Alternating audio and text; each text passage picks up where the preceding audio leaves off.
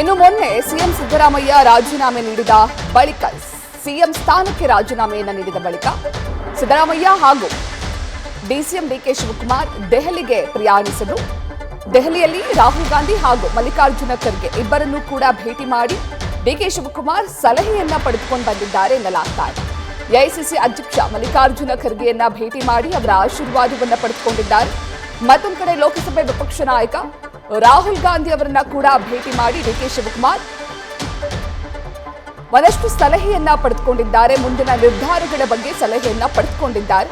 ಪ್ರಮಾಣ ವಚನ ಸ್ವೀಕರಿಸುವ ವಿಚಾರಕ್ಕೆ ಸಂಬಂಧಪಟ್ಟಂತೆ ಕೂಡ ಚರ್ಚಿಸಿದ್ದಾರೆ. ಇನ್ನು ಪ್ರಮಾಣ ವಚನ ಸ್ವೀಕರಿಸಿದ ನಂತರ ರಾಜ್ಯದ ಮುಖ್ಯಮಂತ್ರಿಯಾಗಿ ಪ್ರಮಾಣ ವಚನ ಸ್ವೀಕರಿಸಿದ ನಂತರ ತಾವು ತೆಗೆದುಕೊಳ್ಬೇಕಾದಂತಹ ಮುಂದಿನ ನಿರ್ಧಾರಗಳ ಬಗ್ಗೆ ಡಿಕೆ ಶಿವಕುಮಾರ್ ಲೋಕಸಭೆ ವಿಪಕ್ಷ ನಾಯಕ ರಾಹುಲ್ ಗಾಂಧಿ ಅವರನ್ನ ಭೇಟಿಯಾಗಿ ಸಲಹೆಗಳನ್ನ ಪಡೆದುಕೊಂಡಿದ್ದಾರೆ.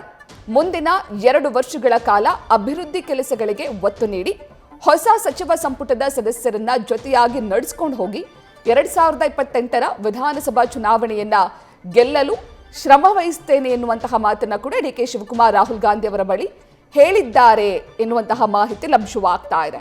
ಇನ್ನು ನೀವು ಹೇಳಿದಂತೆ ರಾಜ್ಯದ ಅಭಿವೃದ್ಧಿಗೆ ಶ್ರಮ ವಹಿಸುತ್ತೇನೆ ಅಂತ ಡಿಕೆ ಶಿವಕುಮಾರ್ ರಾಹುಲ್ ಗಾಂಧಿ ಹಾಗೂ ಮಲ್ಲಿಕಾರ್ಜುನ ಖರ್ಗೆ ಬಳಿ ಸಲಹೆಯನ್ನ ಪಡೆದುಕೊಂಡು ಬೆಂಗಳೂರಿಗೆ ವಾಪಸ್ಸಾಗಿದ್ದಾರೆ. ಇನ್ನು ಈಗಾಗಲೇ ರಾಜ್ಯ ಕಾಂಗ್ರೆಸ್ ಸರ್ಕಾರ 3 ವರ್ಷಗಳನ್ನು ಪೂರೈಸಿದೆ. ಇನ್ನು ಉಳಿದಿರೋದು 2 ವರ್ಷಗಳು ಮಾತ್ರ.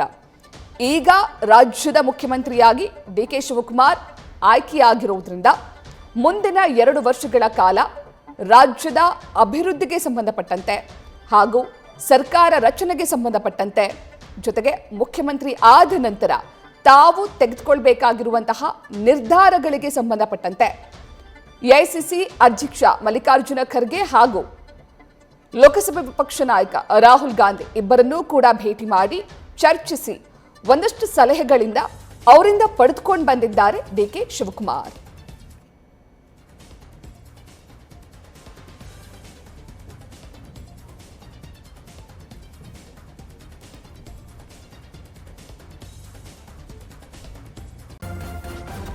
ನ್ಯೂಸ್ ಫಸ್ಟ್ ನಿರ್ಭೀತಿಯಿಂದ ನಿಮ್ಮ ಪರವಾಗಿ.